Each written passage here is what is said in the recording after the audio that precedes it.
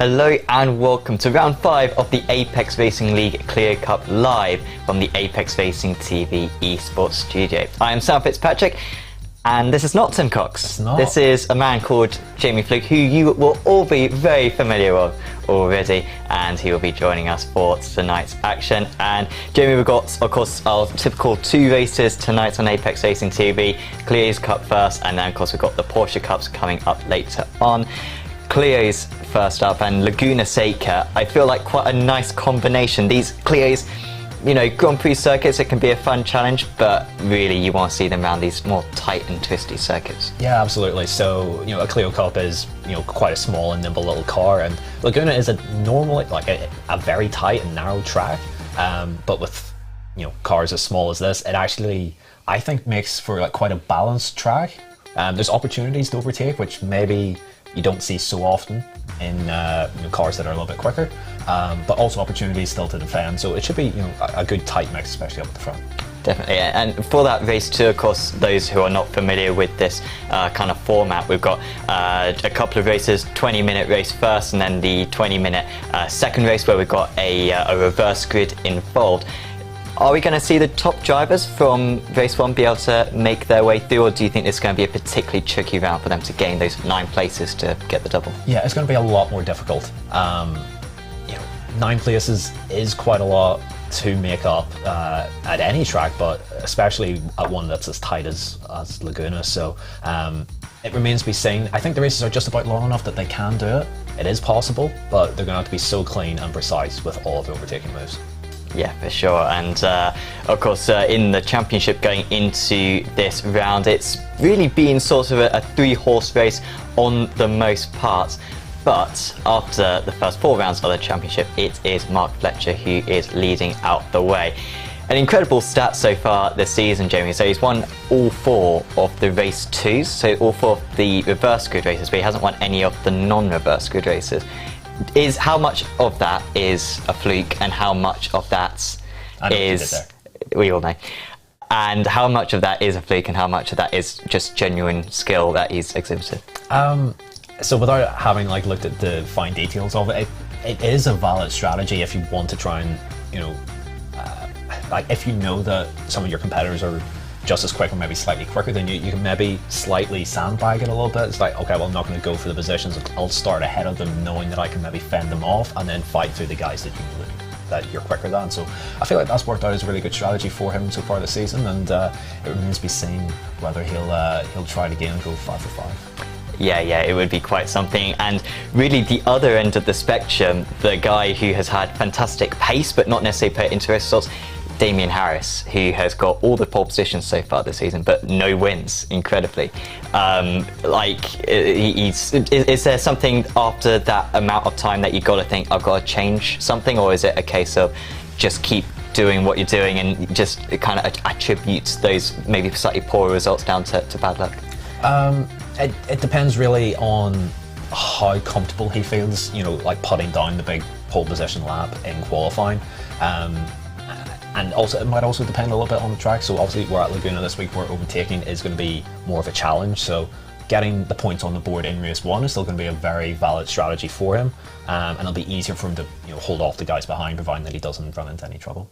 Yeah, and then of course in the amateur championship going into this round, we have got currently slightly mixed up championship compared to what we had before, because we've now applied the drop score to the championship, and so there's been a slight change. Scott Malcolm was previously at the top of those standings, and now Andrea Talasco leading the way. But like I said, with the drop scores, it's not totally clear. Whilst he's 60 points clear to Talasco, he did miss round 1 of the championship, so you should certainly take that with a grain of salt. Patrick Olsen still with a chance. PJC and Jay Walsh and Hans Vahij all in play as well, rounding out the top 6. And in the teams championship at the moment, it's looking very good for Altitude Esports as it stands. They have been able to take a 300-point lead, and really with the consistent results they have been getting, with their 3 drivers consistently scoring top 10 results, they are going to be extremely tricky to catch. Effect Simulations and Wave Italy currently in that 2nd and 3rd positions as it stands. Just on the some of the highlights from last time, Joe, just some pretty close maneuvers between a few of our top three. In your experience when you've been racing, when you've had some close battles with drivers, does that carry over into the next rounds? Or it always does. It does. It always does. Racing drivers have very good selective memory. If things have gone wrong for them or they've made a mistake, they're quite quick to forget it. But if there's been really tight, close battling, you make a very strong mental note of how those battles went down. And let's see these guys battle it out once again. Yeah, it should be very good. It's going to be a crucial qualifying session coming up for these guys. Is it going to be Gordon taking pole? Is it going to be Fletcher? Or will it be Damien Owen Harris taking his customary first position in qualifying? We will transfer over to the qualifying now to see who's going to start at the front for race 1.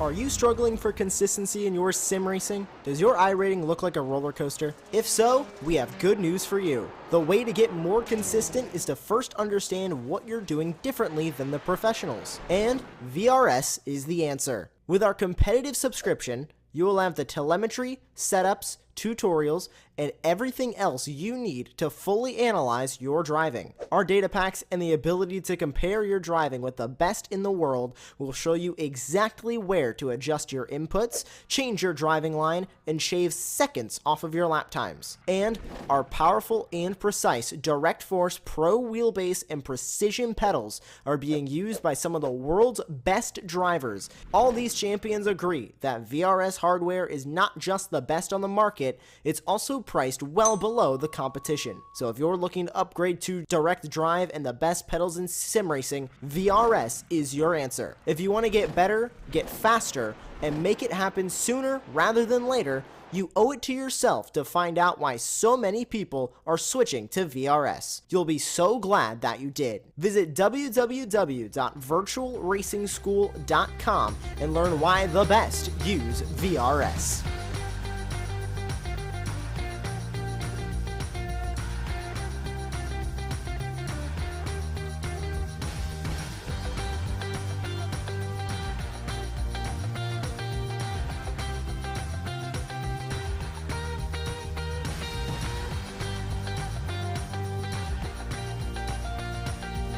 So here we are then for the practice session, and a long travel for the drivers to be able to get here from Florida all the way to the West Coast.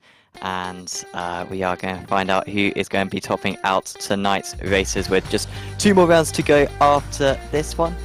And of course it can get pretty swelteringly hot around this circuit, Jane, but fortunately for the drivers it's nice and early in the morning, so they should have a bit of grip around this Laguna Seca circuit. But how much grip is there in comparison to maybe some of the other circuits that they're familiar with? Is there a lot of sort of inherent adhesion to the circuit? I'd say there is. So Laguna is one of the oldest tracks on the sim and on the service. It's been around for pretty much nearly since the start, and the older tracks do tend to yield a lot more grip than the modern ones, the newer ones brought into the service. So inherently, yes, there is plenty of grip at the track, and also with the nature of Laguna's corners, a lot of them are cambered in quite heavily, so you always feel like you've got a little bit more turn-in and general grip compared to take Hungaroring springs to mind for me. It's a track that has very little grip at any point, regardless of track temperature and conditions. So yeah, the drivers will probably enjoy the benefit of some extra rotation and front end grip. And of course the corkscrew is the absolute centerpiece of this circuit. In front wheel drives, in front wheel drive cars, in your experience, do cars deal with the corkscrew better than rear wheel drive, or is it, if anything, more tricky? It definitely poses its own challenge, where the front end will get light in any car, but you don't really want the front to be super light in a front-wheel drive car. That's where all your grip comes from and all your rotation. So being really patient on the throttle midway through the corkscrew is super important. But you know, the one massive upside of being in a front-wheel drive car is you're probably not going to spin. So you can pick up the throttle and use that to help balance the rotation of the car. So it has its pros and its cons.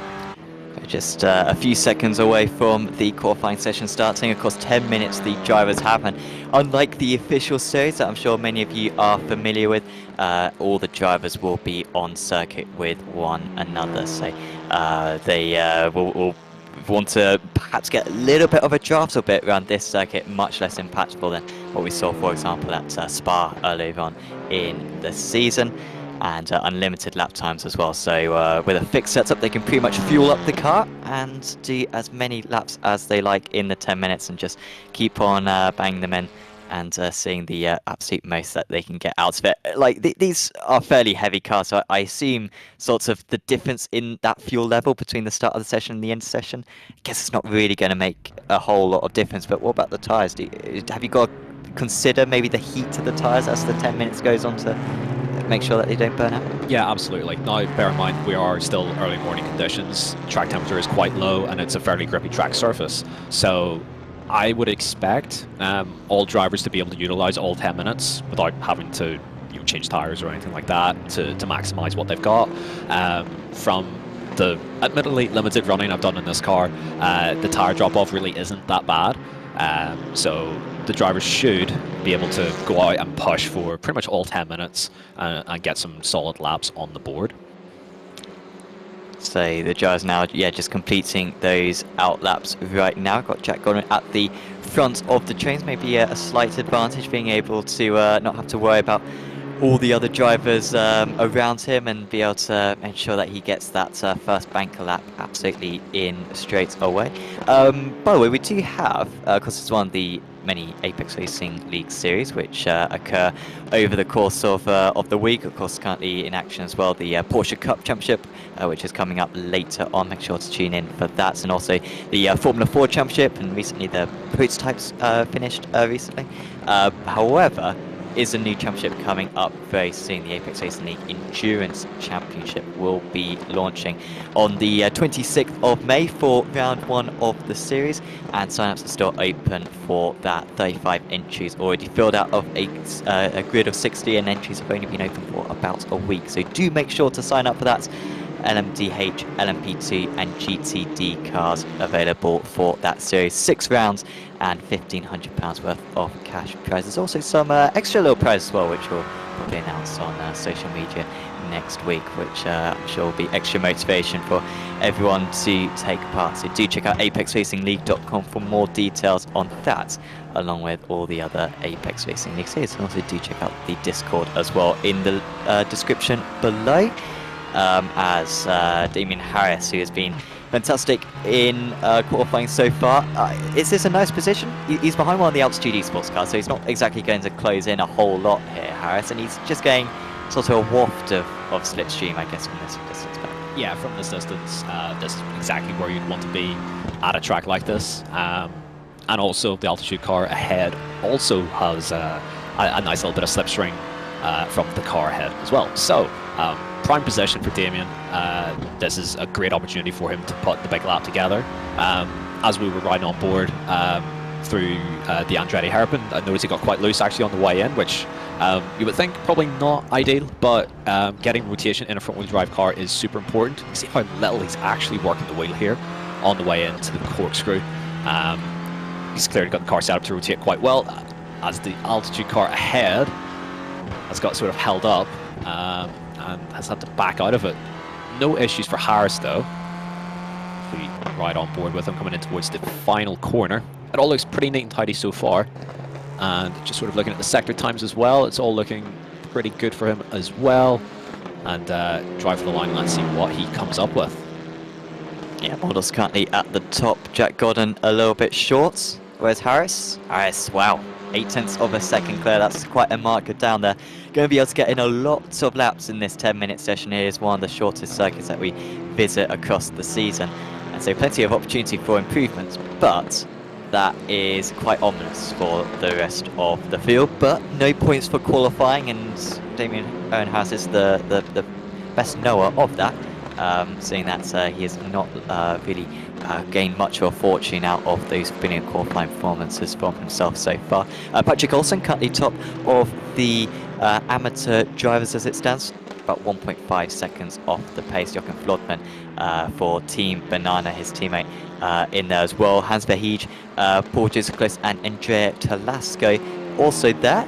Very unusual to see Scott Malcolm. I feel like, you know, when you were racing in BSRTC, did Scott ever miss a single round? I was making this point to Tim earlier on in the season, how Scott has definitely done more races than anyone else on ARTV, and he kept on coming up with these like these greenhorns in comparison. What about this guy? What about this guy? Scott has got that record absolutely down. He very maybe missed this one, but we might see him miss one tonight. Yeah, it looks like he's not here this evening. Scott didn't miss too many rounds back in the day whenever I did race against him. It's quite a long time ago, but he's been around for a very long time, experienced racer, knows his way around the track for sure. And yeah, it's a shame to not see him on the grid and out here in qualifying this evening. Yes, and also Loic Barb as well, not around to apologies, Barb in 8th position. My bad. Barb not He's in now fourth in position. 4th position. There you go. I'll take credit for that one. Patrick Olsen just sat behind him at the top of the ends. But there goes Andrea Talasco, really the inform man in the amateur championship. In the rounds that he's taken part in, Talasco, he's scored more points than any other amateur driver, and really has been mixing it around with the pros. He's sort of, really, 4th place is not a surprise whatsoever. That has been where he has been for the most part, and only half a tenth off the front row of the grid as well. Super impressive. Yeah, very, very good. Especially given his I rating as well, and the sort of I rating drivers that he's hanging around with. Yeah, he's doing a super job. And he's only half a second off Damien Harris, who's, you know, we watched the lap on board. It didn't look like there was much wrong with it. So to be within that sort of range of probably the quickest driver in the series is, you know, a great achievement for him. Yeah, really, really impressive stuff so far from him. But Jack Gordon and Janis Modos improving that last time around. Still not an improvement from Mark Fletcher. I'm also seeing Jack Wilson right at the bottom, who has not set a time yet, putting some purple sectors in. 5 sectors around this lap. Jamie was saying earlier on how this is one of the oldest circuits on iRacing, and so we do have the customary unnecessarily large amounts of sectors. It's not quite like Sebring with the 7 that one has unnecessarily. We are going to Nordschleife. Well, I say Nordschleife, it's the full Nürburgring later on in the season, so that will be the most, I think, 16, as Fletcher does improve to 2nd place. Also, Patrick Olsen improving up to 6th. But they're getting a little bit closer now to Harris, who hasn't improved since that initial time that he put in, or maybe he did improve, in fact, on that last lap. Harris he sort of is egging away slightly, but Fletcher really keeping him honest there, and those two now over half a second clear of the rest. No, indeed. Wilson's been putting up really good sectors, but he hasn't put a clean lap in yet, and we caught on board him as he off-tracked in the corkscrew.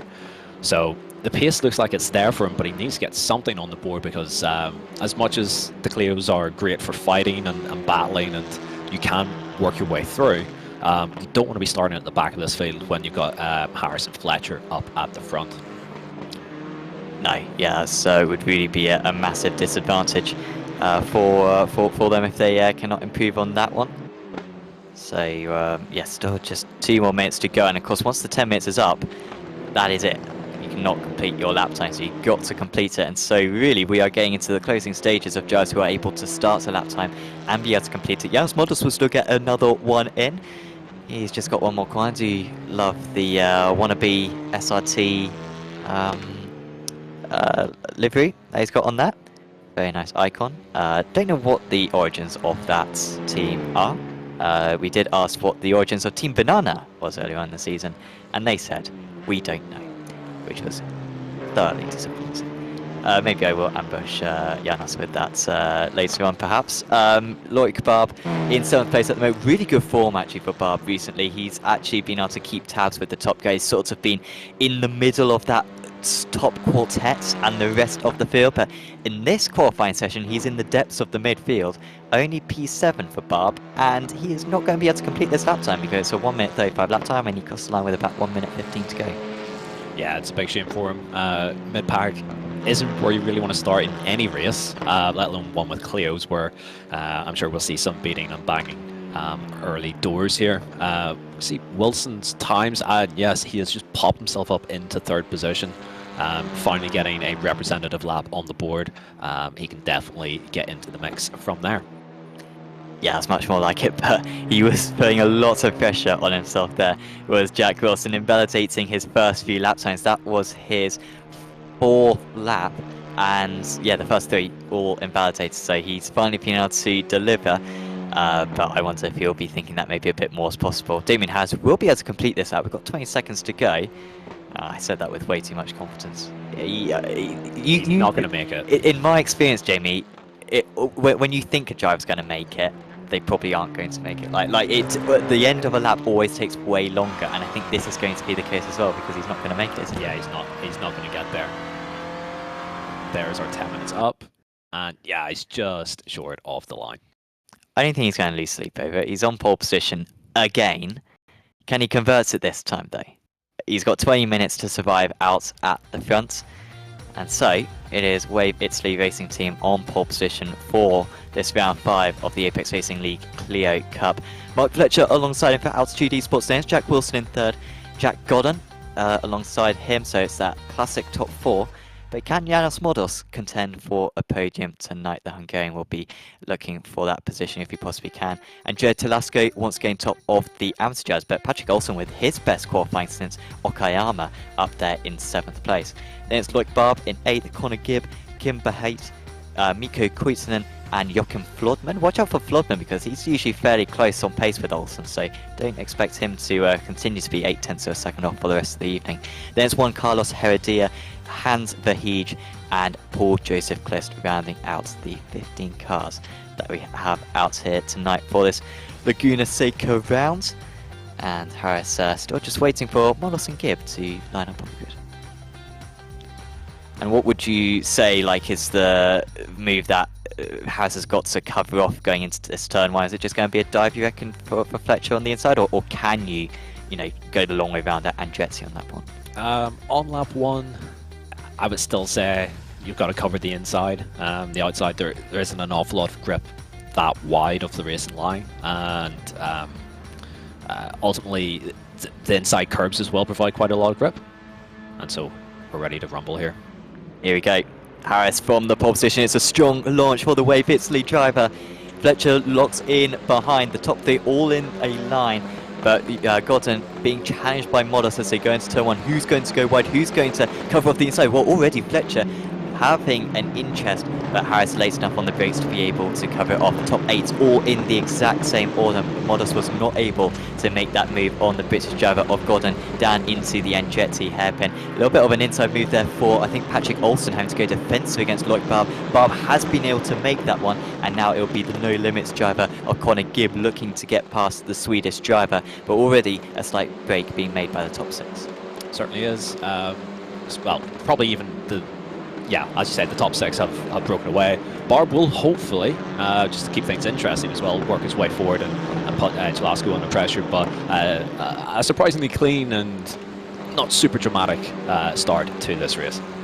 Yeah, it's always a bit fearful when you go into Andretti. I feel like it's not necessarily inherently an awful turn 1, but we do so often see problems there. But this time around, the drivers are very well behaved. Bahait just getting ahead of Olsen as well. So Olsen with a dreadful start, down 3 places, now down 4 places. I wonder if he's even got a slowdown, perhaps, albeit he would do well to really get one round sort of turn 5, turn 6. Could have got one at the corkscrew, but he seemed to be going slow before the corkscrew even came along. And I said that Joachim Flodman's not usually too far off him. Well, no disrespect, I don't think Flodman's necessarily had the best start.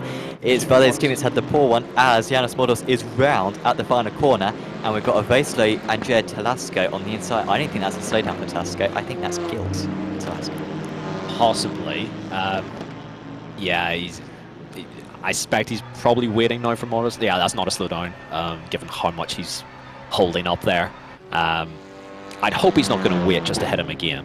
That would not be ideal. Oh, you But always he think does the let it worst go. of people, Jamie. There we go.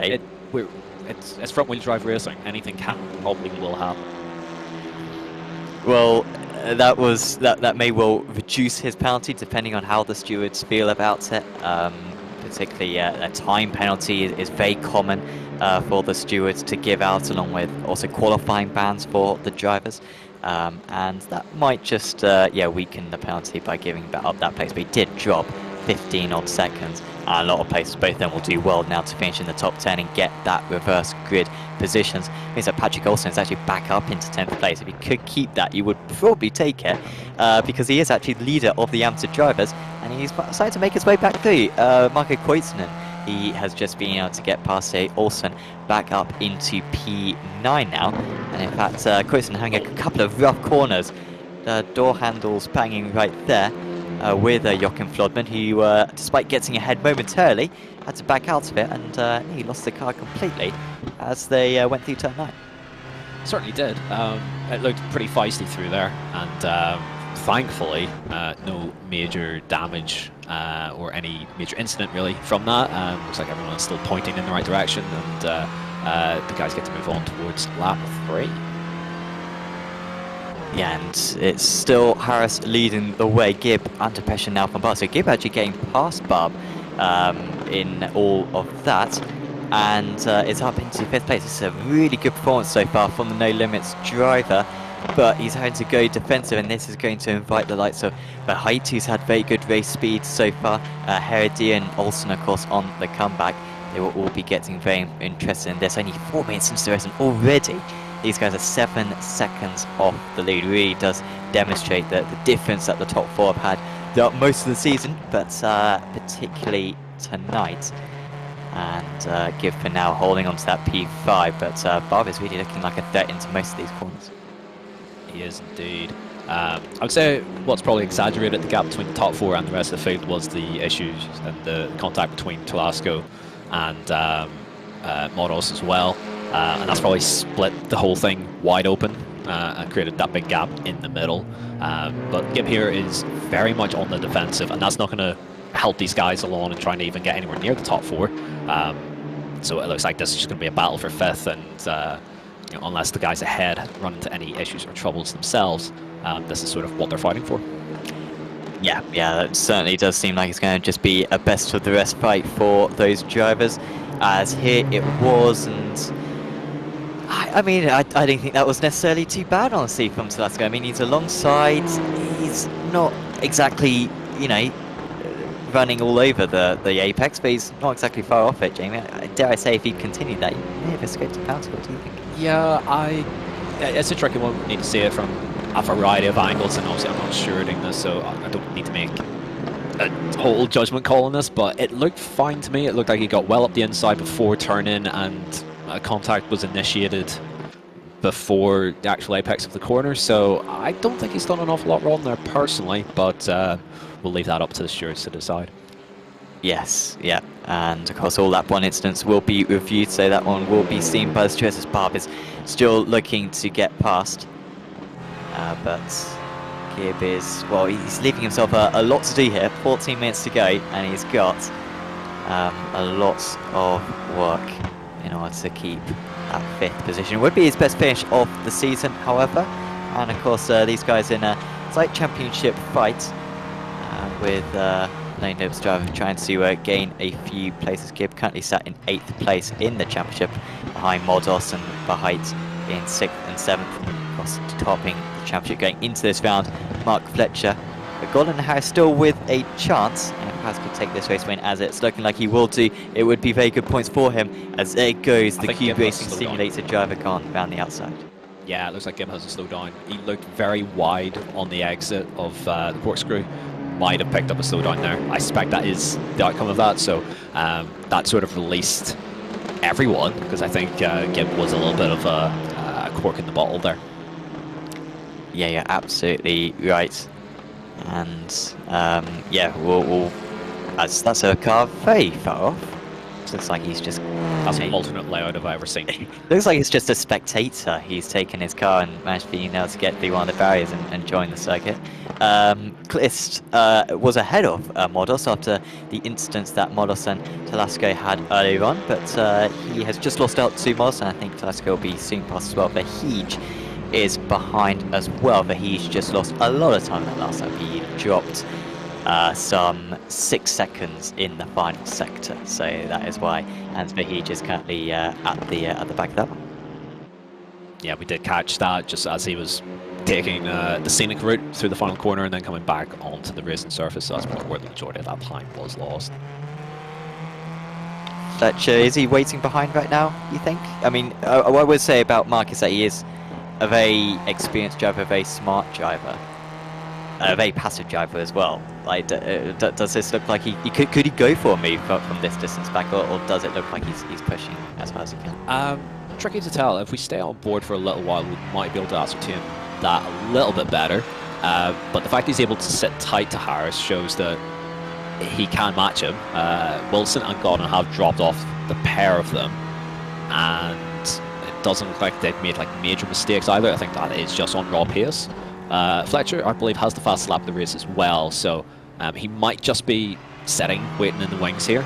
Small lockup there from Harris, though I suspect not a massive problem in these cars. Have we seen plenty of that across the season? Just guys sort of locking up a little bit and not really losing much time from it. A lot, yeah. Like, I think whenever we've seen lockup, drivers haven't necessarily run away, because it's slightly unusual brake bias in this, isn't it? They don't have a brake bias, but is it the pressure of the brakes to the rear brakes? Correct. Yeah, that's exactly it. So it probably is just a little rear locking there, and sort of generates the actual bit of smoke. So those two look like sort of class in the field at the moment, and Wilson and Gordon don't really have an answer at this time. Yeah, very much a translation of the qualifying pace. Frankly, there's not really that much difference to the qualifying pace in terms of that top 4 in particular. I guess the highest gainer so far has been Juan Carlos Heredia, who we're watching right now.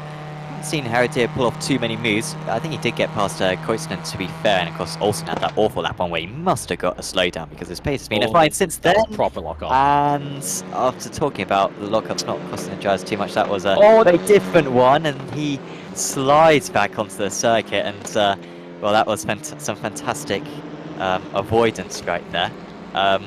Jamie, do I dare say it? I think you had a slightly poor rejoin around this circuit one time last year, but that one was nearly... It wasn't this circuit, apologies. It was the same series, okay, but not this track.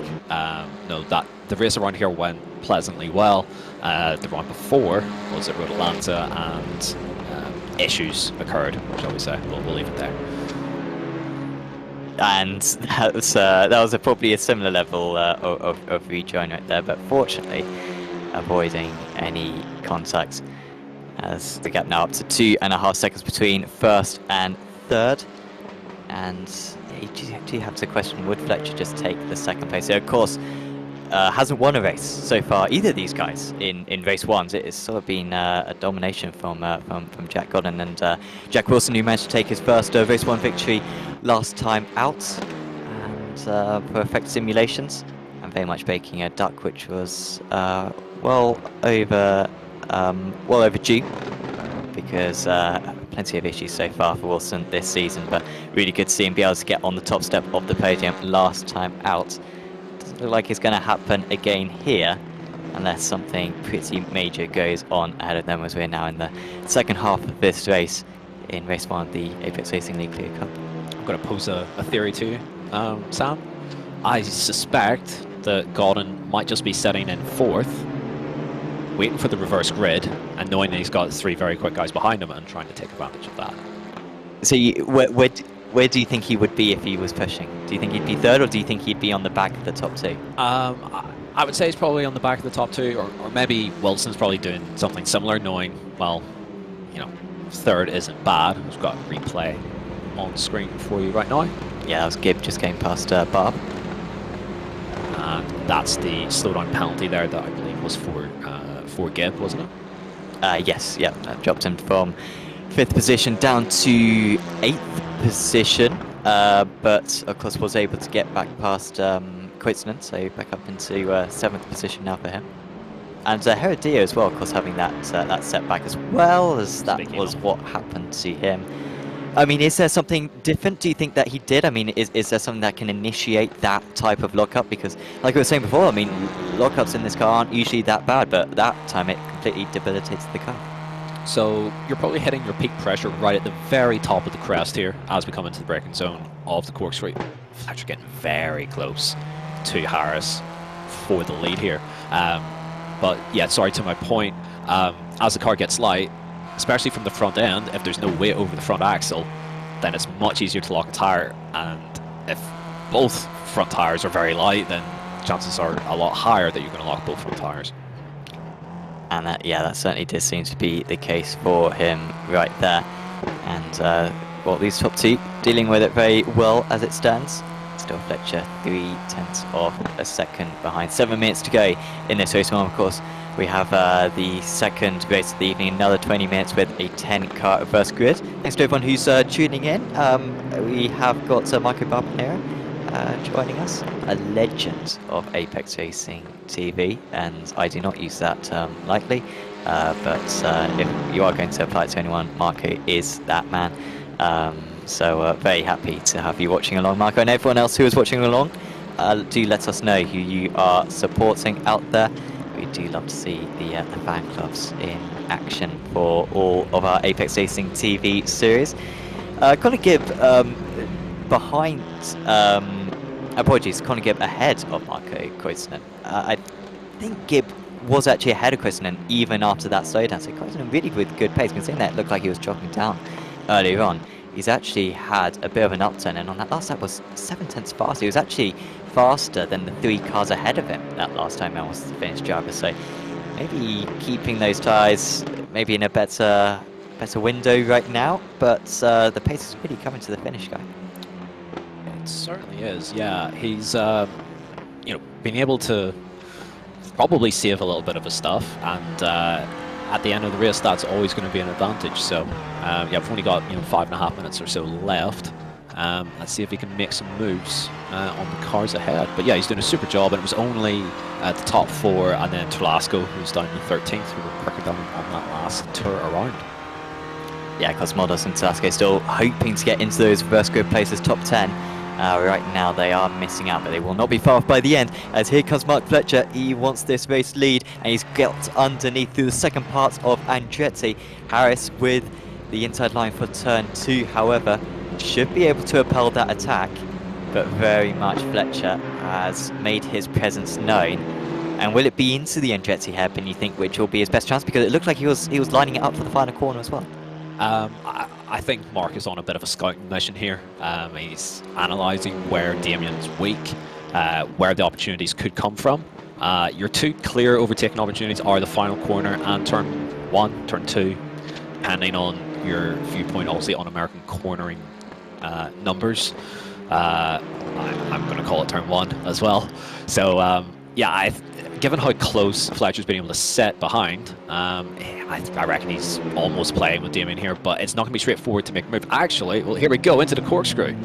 And that was some fantastic looking action there. Harris was able to stay ahead, but Fletcher's slide, really Marquez style, into the corkscrew was fantastic to view. It wasn't the fastest strategy, unfortunately. He did go a bit deep, and maybe just that slight lightness over the front of the car that you were identifying earlier on, Jamie, having the same effect as what we saw it have on Heredia earlier on in the race. And Fletcher now with 7/10 of a second to gain. He will be doing a very good job to be able to make that up by the end of this race, because the pace between the 2 of them throughout qualifying and throughout this race has been just a 10th hit or a 10th there. But it's looking good for Damien Harris right now, as there goes Conor Gibb trying to get past Kim Bahait, who is really slipping back into these guys. It's not just Koitzinen going fast, it's partially Bahait going slightly slower, and we could have a train of 5 or even 7 perhaps, because you can see Heredia and Models, who are miles behind these drivers earlier on, they are catching them up at a second a lap. Especially Modos as well. He has time, especially if these guys start fighting, to get back into the fight for that reverse grid front row sort of area, 9th, 10th. So all still to play for here. And yeah, it's starting to hot up now that we're getting towards the business end of the race here. There is Modos. Needs to pick his battles well. Herdia isn't a whole lot faster than him. Because he did make contact earlier, or as that was the contact between Klist and Vahij, I believe. And also the attempted move for the race lead. Good driving there, I think, from Haas. I mean, it's so easy. You see it very often at Andretti, as this is going to be pretty spectacular over the hill. I was almost pointing directly at the Wavex lead driver for a moment there, but managed to straighten out somewhat on the brakes.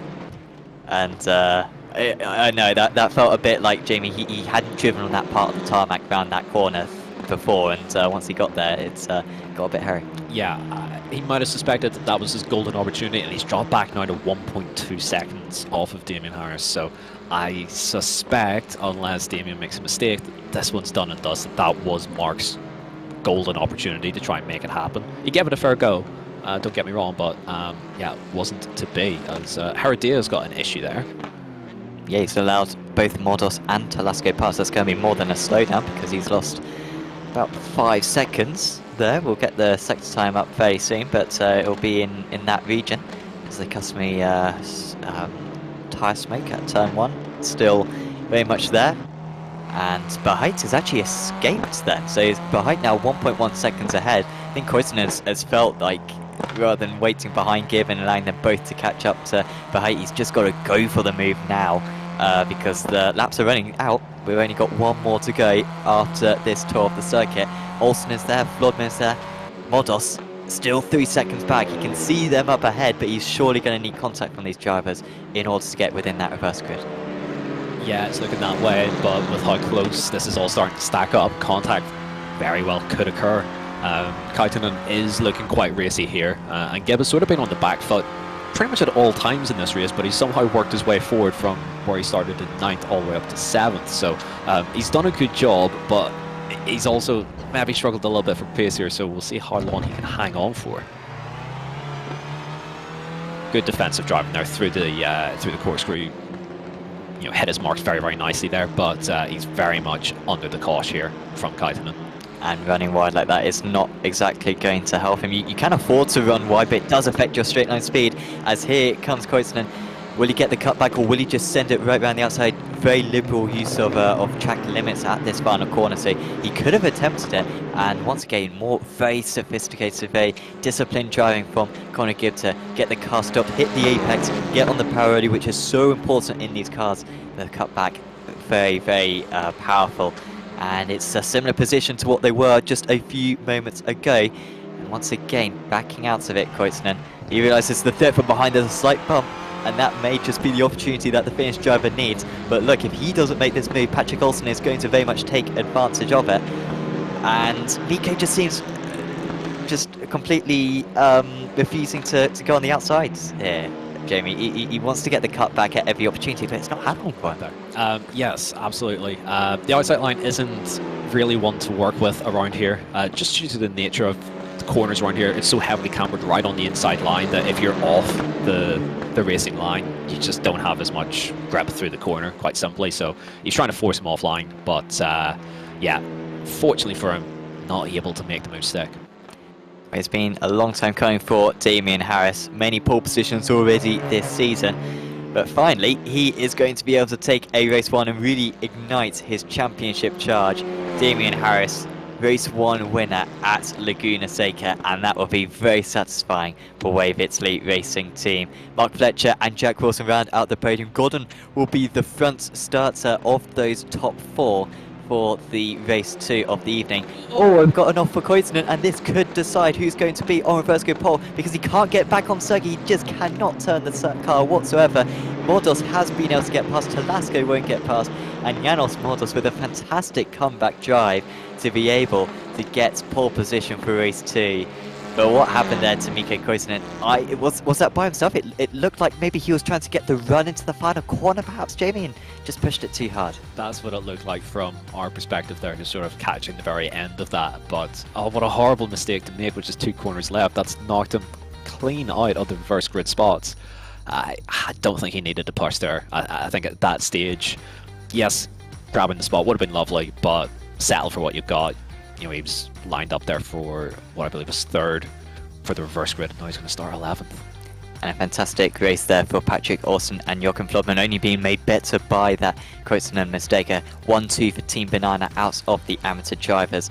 And with Olsen still with a small chance at the amateur title, should he have a good run into the end of the season. And with Scott Malcolm not here, that is exactly what he needed. Damien Harris, though, winning out 1.4 seconds clear of Fletcher. Fletcher's pace or spirits or something very much broken after that failed attempt at an overtake. Wilson in 3rd position with Jack Gordon in 4th.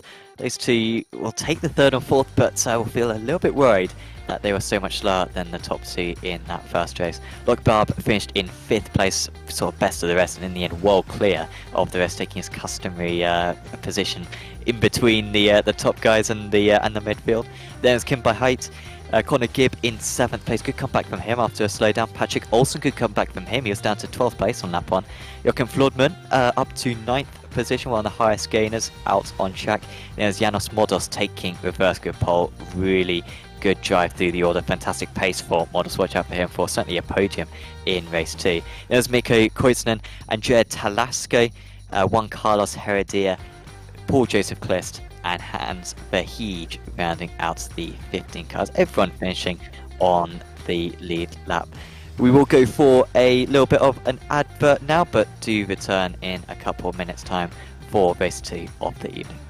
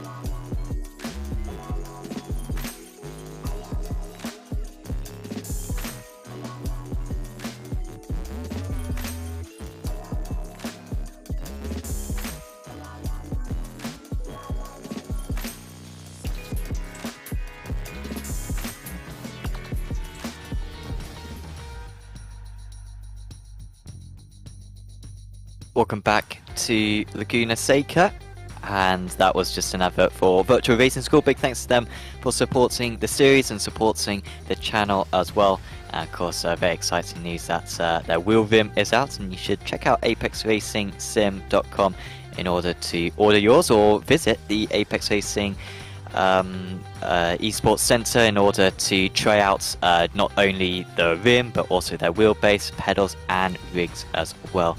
Do check out all of that at apexracingsim.com. In fact, we had Thomas Cope, who will be racing later on in the Apex Racing Academy Porsche Cup, trying out one of the rigs last week, and he did fairly well, so was able to get up to pace very quickly in our equipment. Janos Modos on pole position, then how long can he hold on to it? Could we see a first race winner in this race too? Jochen Flodman with a strong front row start for himself with his teammate Patrick Olsen in 3rd. Then it's Connor Gibb, Kimber Height, Loic Barbe, Jack Gordon, Jack Wilson, Mark Fletcher, and race 1 winner Damien Harris. Mikko Koivunen bitterly disappointed to be starting as low as 11th for this race. And Joe Talasco is in 12th position, then Juan Carlos Heredia, Paul Joseph Klist and Hans Verheij, as already all the drivers are on the grid, and we will get this race 2 of the evening underway. Janos Modos from the pole position for wannabe SRT. Away we launch. It's a poor start for Jochen Flodman. He's immediately going to be under pressure from his teammates, although it wasn't a fantastic start for Olsen either. Gibb looking to pressure on the outside as well. Able to take a normal race 9 of the top 2, but there's a big lock-up on the inside of the circuit. That could have been disastrous there for Loic Barbe, who got a hit from behind by Jack Wilson, but fortunately was able to keep it on the circuit. Connor Gibb running wide at the Andretti hairpin. He's dropped a bunch of positions in the early stages. Damien Harris aggressive on the inside, and we've almost got 3 wide as we head into turn 5. Yeah, we do. That was a lot more hectic than race 1. No surprises there with the reverse grid. Top 3 have broken away, and then it's just this massive cluster coming out of the first sector here on the opening lap. But everyone's still moving forward, which is good. For now, it is very, very bunched up, but everyone has got through the opening series of corners safely, which is great to see. Harris was able to get that move done on Barb eventually. More great starts for Fletcher and Gordon. Probably Gordon the most happy with that start because he's really not far off the leads. He's got a little bit of a gap to the guys behind as well. Fletcher up 5 places already as he has that customary slide into the Laguna, into the corkscrew. But he managed to keep control of it much better than what he did earlier on. Bahait getting ahead of Olsen as well. He has slipped down the order a fair amount as that's now very wide for Olsen. Whilst his teammate Flodman has been able to stay in second place despite that poor launch for Flodman. Olsen having another poor lap 1 just like he had earlier on. And he's now going to drop behind both Gibb and Telasco. Yep, Gibb up the inside. Have to ask him how deep is he on the brakes. I hope that that's a reference that you'll get, Sam. Maybe not. Unfortunately not. Okay, a little bit before your time. But anyway, yes, Moros has done, as I sort of suspected he might, broken away a little bit at the start here. And Jack Otten, though, up into second. Basically playing it how I suspected he might. He was in front of all the 3 sort of main protagonists for the championship. And he's created some separation between himself. Harris is now up into 4th. So I guess Fletcher made a mistake in the final sector because he was ahead and had made the move on Olsen into the corkscrew. So a lot has sort of happened there very quickly at the back end of the opening lap. Yeah, sure did. We did see those 2. Skib is off the circuit. Able to control it decently well, but that will drop him down to 14th place. Only Paul Joseph Cliss now sits behind him.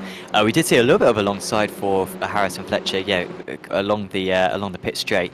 But yeah, not totally clear how much of a mistake it was from Fletcher's. Flodman has had a mistake, or was it contact with Jack Gordon? Because Gordon was catching up very quickly, but Flodman, this is not a good race for Team Banana whatsoever. With Patrick Olsen always down to 12th place and Telasco even having to serve a slowdown, I think, as his tyres also gets the dirt off them as well. And he's down to 9th place as it stands. Kimber Height being overtaken by Jack Wilson. Wilson probably not with the pace to win a race necessarily tonight, but a podium could still come his way. He's now 5.6 seconds off the lead, but into the top 5. Yes, indeed. Yeah, it looks like it's sort of a damage limitation run for him. So if it is that case, then he's just got to pick up what he can and not push the ball out too far. Damage limitation, as I said, is the name of the game for him. It looks like for this evening. Yes, and he's going to have a fairly dull few laps, I think, because Fletcher's quick in front of him, Harrison's quick in front of him, and Gordon is. I think it's a question of maybe he could challenge Modos or challenge all of them if Modos is able to hold them up, and maybe he's able to make up sometime later on. Contact between Koisonen and Heredia. Heredia, who was made contact with Telasco earlier on. Telasco very much felt guilty about it, but he's from our eyes, so it looked like a racing incident. But Heredia not backing out of more racing action right then. Patrick Olsen had an awful start right with them. What was your reference? Was it a SpongeBob reference? No, it was a Bee Gees reference. Okay. With Gibb being, maybe one of the long-lost brothers of the 3 Bee Gees who are the Gibb brothers. Yeah. Let us know on the YouTube chat if you understood that, and understood that reference, because if you do, then you're a friend of mine. Exactly, there you go. There was the contact earlier on between Wilson and Modos. Apologies, Barb. Wilson and Barb did really well, did Barb, and then that was just the slight sort of push out for Gibb, and then actually it was an evasive action that Olsen was having to take, and that's why he lost so many places in lap 1. Yeah, it was left in a very difficult spot there where the car head was very, very slow, and he couldn't cut inside due to already having a car there, so he took the safe course of action, didn't hit anyone, and that's the correct outcome. There's what happened to Fletcher. too aggressive through the final corner, possibly just a cold tires issue. And Harris was able to get straight up the inside. So a couple of small errors from Fletcher this evening that's maybe going to, cost him in the long run in this championship. Yeah, because whilst he has been able to outscore Harris at every round so far this season, the gap's still only at 15 points when you can consider the drop scores. So the good news for Fletcher is that he can have a bad meeting and still be in a very still have a very good chance. So that's sort of the advantage, the card that he's got over everyone else who've all sort of had a weaker round. Fletcher being one of the 2 highest scoring drives in every one of the 4 rounds, and if it ended like this, it would be more the same. I think he would be second highest scorer behind Harris if it ended like this, albeit Gordon would also be picking up very good points as Mikko Koivunen and Patrick Olsen. So Olsen's dropped off a little bit, although here we go. Koivunen not leaving any room. That's where it all went wrong for him in race 1. Doesn't go quite as bad this time, but he's not home and dry. Heredia now in this fight as well. Yeah, Heredia. You did say earlier, I believe in race 1, that it was quite liberal use of track limits on the outside there. I believe iRacing did extend the track limit out there, so you can go wider than what you could have done, maybe 3 or 4 years ago. Heredia around the outside, very nice move, well done there on the brakes, and he's got himself now up into 11th position. Yeah, and we wait to see if he can challenge the likes of Telasco and Flodman later on. Of course, we did see a replay a few moments ago of Flodman's mistake at the corkscrew, and I was thinking maybe it could have been contact with Gordon, but turns out it was just a solo mistake. As we tune in on our leaders, Modos's pace has been strong, much stronger than, well, he was actually fairly strong in race 1, but of course he had that contact earlier on with Telasco, which really set him back, so it was difficult to really judge. But he's done well to lead 7 minutes of this race. However, I don't think he's going to lead for many more, because the gap is down to just 0.3 of a second, and Jack Gordon knows how important this move is to make quickly, because if he stays behind just a half lap longer, Damien Harris is going to be in overtake range. He is indeed, and well, that is most unfortunate. Commentator's curse maybe on that one, maybe. I don't think I would say. That's really we'll see. Gordon. We'll see. Well, it couldn't have possibly been Jack's fault, so he knew he had to get that move done basically into turn 1 this lap, or else Harris probably would take care of both himself and Modos in very short order. So yeah, I think the pressure, don't want to suggest things too much, pressure might have got to him there a little bit on that one. He needed to make that move, and fortunately it's all went a bit pear-shaped for him. So from not winning a race, Damien Harris is in line now to get a double. Mark Fletcher's still very much there, and Janos Modos obviously shouldn't be discounted either, but you've got to put a good favouritism towards Harris to win this race right now with 11 minutes to go. Fletcher has been fairly aggressive from what I've seen, a bit more aggressive than what we've usually seen. He went for that inside move into Andretti earlier on, and of course the move at the corkscrew, and also was fairly defensive, almost putting Harris into the pit wall earlier on when he made a mistake. And these three could not be closer to one another. Could this be the opportunity? He's going to just wait for a moment. Modos going slightly defensive, just covering the middle parts of the circuit off. And he's doing a very good job, and Fletcher's really got to take this opportunity now, but he's now made a mistake in the penultimate corner, as here comes Harris. He's sent it on the inside. Modos can't do anything about that, and it is Damien Harris who now leads this race too, and Mark Fletcher is wasting no time whatsoever as Harris tries to give the slipstream to the man he'd rather be in second place. Yeah, very smart driving there from Harris, trying to give Modos as much of a run as possible, but I think Modos is going to let it go. Fletcher's well up the inside, and that is a clean move from the pair of them actually. And Modos relegated now into third position. So it's the same top two as we saw in race 1. Let's see if Fletcher can pull off that overtake that he failed to do earlier on. Slight contact there from Barb and Bahait. Barb recently getting past Bahait. Bahait now down 3 places from his race start. And it's good to see the cars actually react properly there, because quite often we see just the drivers pinball after a contact like that. But that time, very fairly realistic physics right there. So yeah, good to see that that one was not too disastrous, but that is a real nice move around here. Very tricky to go for the move into the kink, and to be fair to Bahai, that's very smart. Giant didn't want to go for it, because if you do that, you're going to lose the pair of you a second. Very true.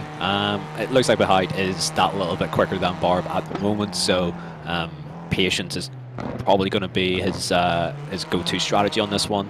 Barb does look a little bit untidy on corner exits here and there, so it looks like it'll be a matter of time before Bahai has a clearer opportunity to make a move. So Haas leading the way, 6/10 of a second clear of Fletcher. Modos probably favourite to get a podium right now, because Wilson and Gordon are so far back. And yeah, just trying to think, because Gordon made that mistake earlier on, but Wilson surprisingly far back himself, as it's off again for Jack Gordon. An absolute mare of a race too for one of our championship contenders. And from being maybe the favourite for the race win at one point, he is now a very, very distant 6th place. He'll get to Lasco easy enough. But was that the same thing again, where he... Oh, as we've got to spin around, that's Modos. That's Modos has lost it on the exit of turn 4. He's reached the barrier. He won't have much damage on that. But from looking very positive for a podium, he will do very well to get a top 10 from here on in. Heredia is wide as well. Don't make contact again, guys. And Modos is taking a very long time to get underway. He will be gutted, because you're not going to get a much better chance at a podium than that. Oh, it's gutting for him. Massive points were on the table for him, and it's just not worked out at all for him. We'll hopefully get a replay fairly soon as to exactly what's happened, as Heredia is aggressive through the kink and scrapping away here with Kaitanen. But then Gordon as well. Not sure if it's exactly the same issue as with his attempt at the overtake for the lead a couple of laps prior, but 2 big errors has cost him massively in the event here this evening. Yeah, and both times finding the gravel, it's not very kind whatsoever this circuit if you do go off the track. Not a whole lot of run-off areas. It's getting Fletcher closing in a lot through the first part of Andretti. Maybe could be an opportunity later on for him to utilise. And last time he went for it, really about the 14-minute mark. So he's not going to be holding back for a whole lot longer. He does certainly seem to have his pace back. What do you think it was at the end of that race? Because I mean, we saw him make that attempted move, then he dropped back by quite a bit in the closing stages. Do you think that was him just settling for 2nd place, or was that maybe a tyre wear that it was taking effects on him in the closing stages? If I had to suggest something, I was maybe going to say Harris was trying as much to save as much as he could for the end, was maybe absorbing more pressure than he needed to, and then once Fletcher went for it and didn't quite make it stick, he just put the hammer down and left him in his dust, because Harris's lap times at the end of the race were very, very strong again, compared to what he was sort of doing in the middle part of the race. Big thanks to one of our sponsors for this series, SDK Gaming. Of course, they are the providers of our overlay that you see up on screen. And yeah, if you want to get a very similar overlay like this, or like the old Formula Renault 3.5 Championship, or like a WEC overlay or NASCAR overlay, do check out sdk-game.co.uk. Of course, also providers of live timing and heads-up display as well, for whilst you are racing. As Heredia, who's had a very fluctuating race really. I feel like both these guys have had a fair few issues to get into the position that they are in, because they are over 20 seconds off the race lead. As we see a few replays up on screen of instance earlier on. This one might involve Olsen actually. This might be one of the reasons why he's quite so far down. Yeah, he's certainly been through the wars in this one. Had a, obviously a great position to start the race. There, he's what happened to Gordon. Did he get on the gravel? He did get onto the gravel there, and it was hard to brake on that kind of surface. And move there. Yeah, that was Barb and Talasco on Heredia, I think. Was indeed. And Harris then making a move on Moros and then open the door for Fletcher to follow him through. Yeah, it was good opportunistic driving there from Fletcher. Yeah. Because it wasn't exactly a long way offline for Moros.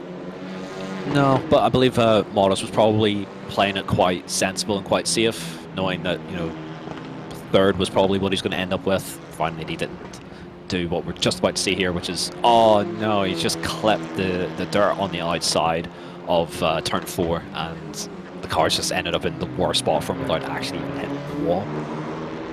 Oh, Olsen there in Heredia. That's quite the thump there, so that's what we just sort of cut to a little earlier on, so that's why things were looking a bit hectic between the two.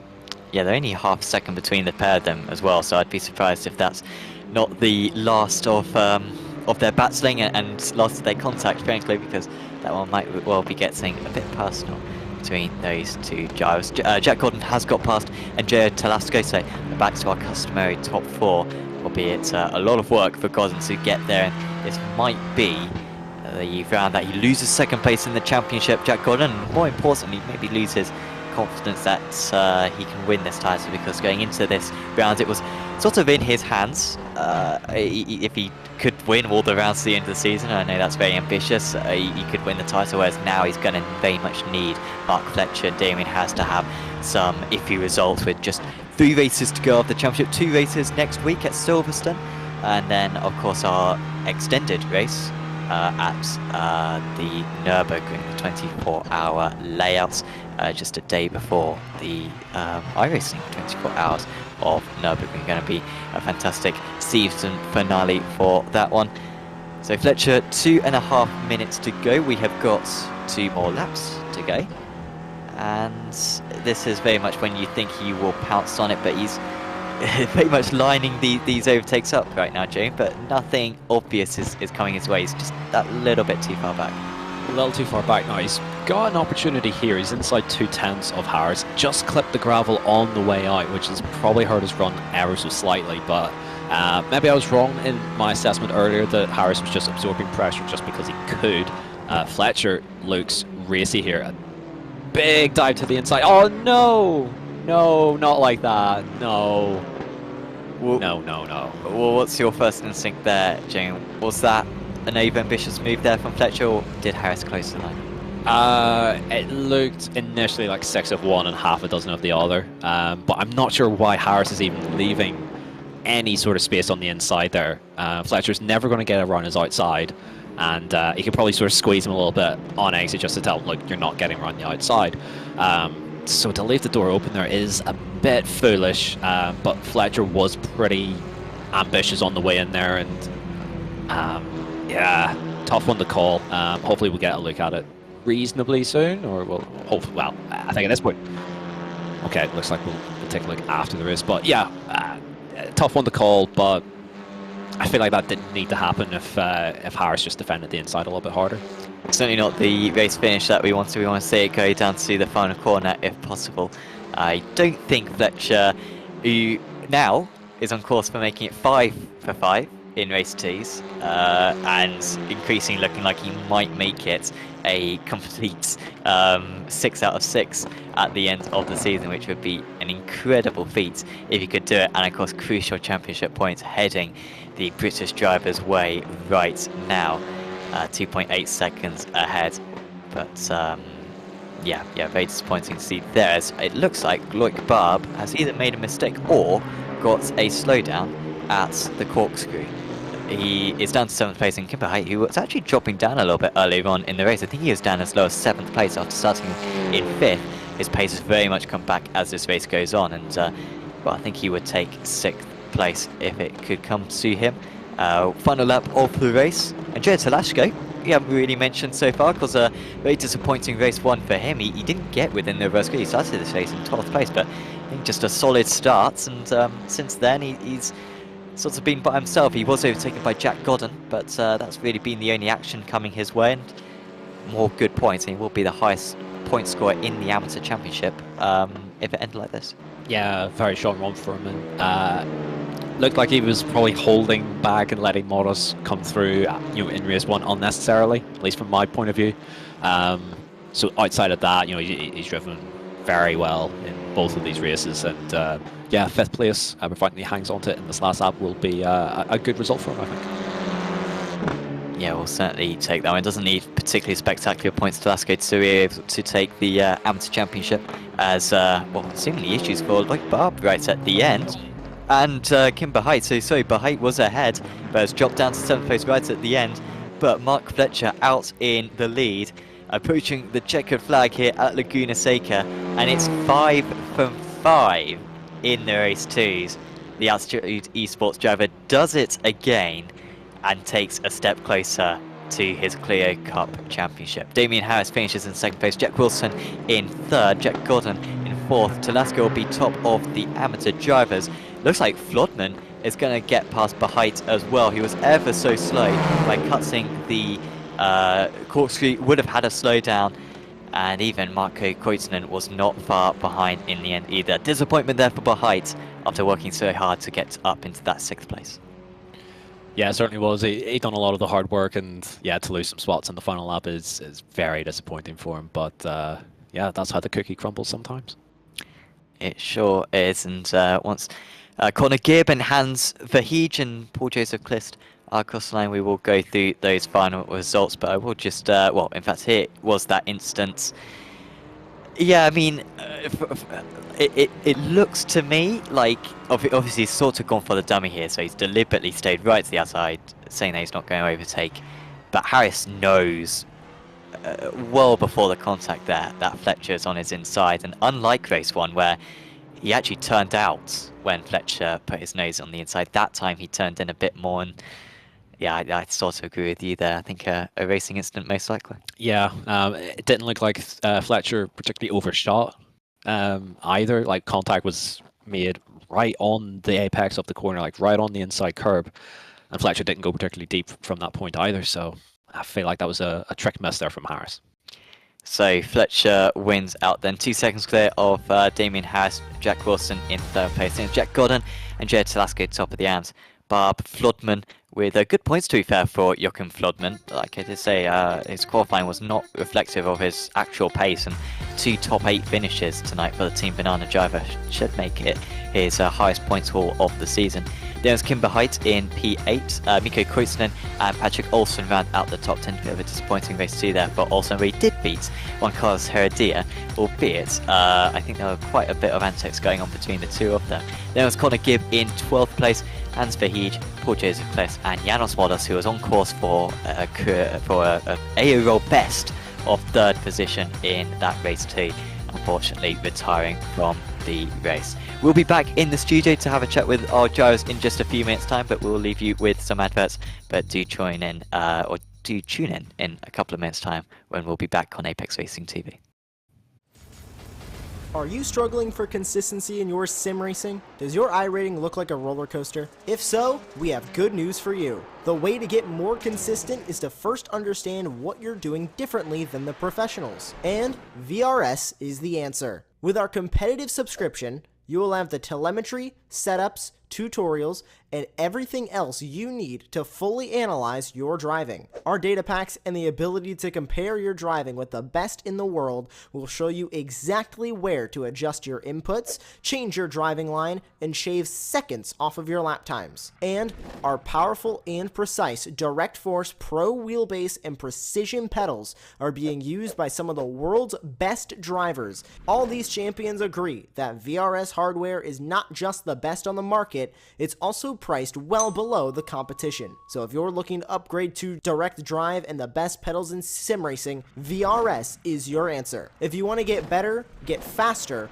and make it happen sooner rather than later, you owe it to yourself to find out why so many people are switching to VRS. You'll be so glad that you did. Visit www.virtualracingschool.com and learn why the best use VRS.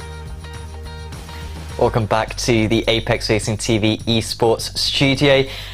Race 1 and race 2 here of the evening complete. We've still got the Porsche Cups coming up later on, but Jamie, some Controversy in that race 2 between the race leaders. We've already discussed most likely a racing incident, but even if you were Damien Harris there, try to put yourself in his shoes, what would be going through your mind right now? Would it, or when you've been in similar incidents yourself in the past, is the first instinct sort of anger, sort of defensiveness against the other driver, or is it reflection where what could I have done differently? I think in the heat of the moment, the main focus is why have I been hit off? What's going on here? That was nonsense.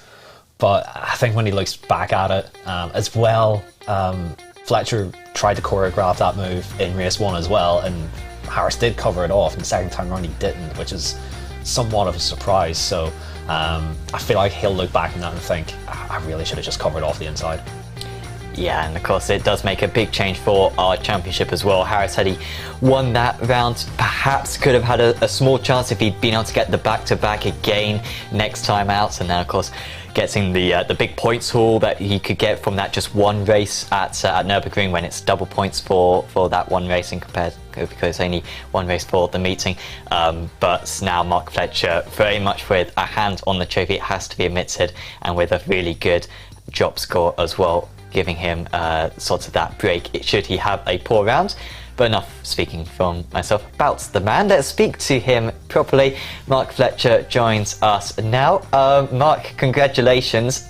You've done it again. P2 in race 1 and P1 in race 2. Yeah, 5 from 5 now. Not the greatest even. I made 2 silly mistakes. I don't know what happened in race 1. I went over the up towards the corkscrew. The car just went silent. I was like, oh no, like, this is bad news. And yeah, a silly mistake on lap number 1, just outbrake myself. And then yeah, just managed to get the win. Managed to put the car in the right place at the right time. I don't feel I could have done. I couldn't have turned any more because I was on the curb. But yeah, we'll see what happens. But it was good. Another enjoyable evening. Was that one, that move into Andretti one that you'd lined up for a few laps beforehand? Was that the place that you felt most confident about making a move, or did you have other places that you were going to attempt it had that one not pulled off? Well, Brian, the mastermind behind last week's overtake, was like, you've either got into the first corner, up to the corkscrew, but we've worked out that doesn't work, or into the last corner, but you sacrifice yourself so much if you go in the last corner. But me and Brian were talking. I still don't think, if I was up the inside, I still don't think I'd have had the drag out if Damien have held it wide. I tried it in race 1, it didn't work. But yeah, not many passing places, but it was still good to do. And now you are very close, let's face it, to the title when you've had such consistent results, and of course, you know, really not a position outside the podiums for the entire season, pretty much. Does that change how you're going to drive these final couple of rounds, knowing that you don't need anything spectacular in order to take the title? Yeah, there were people in the chat going, Mark, just think of the championship, and then me and Brian were like, no, we've got to go for it. But yeah, going into Silverstone, yeah, I don't think a can of Red Bull halfway through the day helped. But yeah, it should be pretty good. But yeah, looking forward to Nords Combined. That's going to be a fantastic race. Yeah, for sure. A word on Silverstone though for next week. I mean, a return to sort of more the Grand Prix layout circuits, a bit sort of probably closest to Spa that we've visited so far this season. You know, is that one that you're looking forward to, seeing that it's more of a real life combination? Yeah, I think it's going to be some great racing. I think draft's going to be massive around there, especially in qualifying. But yeah, it should be some more great racing. Some really quick corners, and you know, you've got to get these Clios turned in and just hope that the rear sticks. So yeah, should be a lot of practice. We'll go into Silverstone. I did 120 laps for this evening, so yeah, a bit more for Silverstone, I think. Awesome. Well, congratulations on tonight, and best of luck that you can continue this fantastic run of form, Mark, and take that title. Is there anyone you'd like to give a shout out to?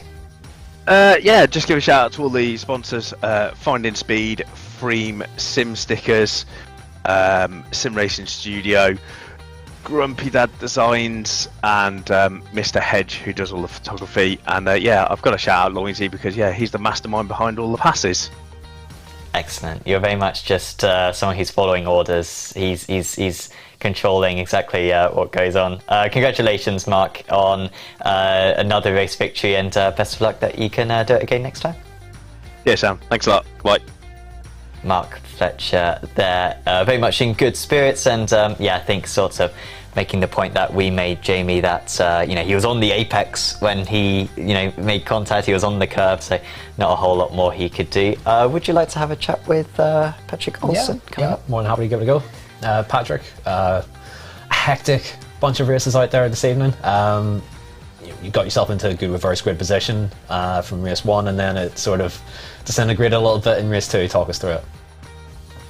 Yeah, it was a lot of cars. I think there was some time when I was running out in the sand. Somebody got wide, and then I needed to let people by. Unfortunate, but still a good race, I think. I got to race a little bit at the end, but it's a little bit risky to race all the pro drivers, so I take it a little bit safe. Yeah, it's a solid strategy there. So we've got Silverstone next week. Completely different type of circuit to this. What's your thoughts on it? Looking forward to next week. Yeah, I think it's going to be fun.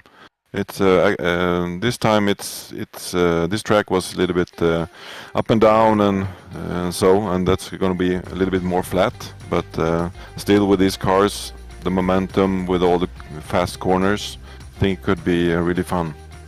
Yeah, sounds good. I mean, if you can put on a display and create as much entertainment for us here at Laguna as you do at Silverstone, then we'll definitely have eyes on you for next week. Before we let you go, anyone that you'd love to give a shout out to? Yeah, but Joachim, my teammate, made a solid drive today, so good points for the team. Really nice. And to you guys, really good show. That's great, thank you very much, Patrick. So that was Patrick Olsen there, our race 1 winner in the amateur category, and in the end on the podium for race 2 as well in the amateurs. That pretty much wraps us up for tonight, or for the start of tonight, really, Jamie, because we have got more action coming up. Apex Racing Academy Porsche is starting in just about 15-20 minutes time. Do make sure to tune into that one. That's going to be Le Mans, and it's going to be back to our hour-long format. So if anyone who saw Monza knows that was one of the best races that we've had so far on the channel in 2023. So do make sure to tune in for that one. Thanks to our sponsors, of course, STK Gaming, to Virtual Racing School, and to Apex Racing Academy. And if you've enjoyed watching the Clear Cups, make sure to check out our social media pages on Instagram, Facebook, and Twitter, and of course constant updates from all the series and the best overtakes, the best moments always coming through from these races. And of course do check out the Apex Racing League Endurance Championship as well. There is you can check out more details on apexracingleague.com and find sign up details on there as well. But we are going to take a quick break. We'll be back for the Porsche Cups in just a moment, but for the Clear Cups we will say goodbye, and we'll see you back for the penultimate round of the season at Silverstone next week. See you then.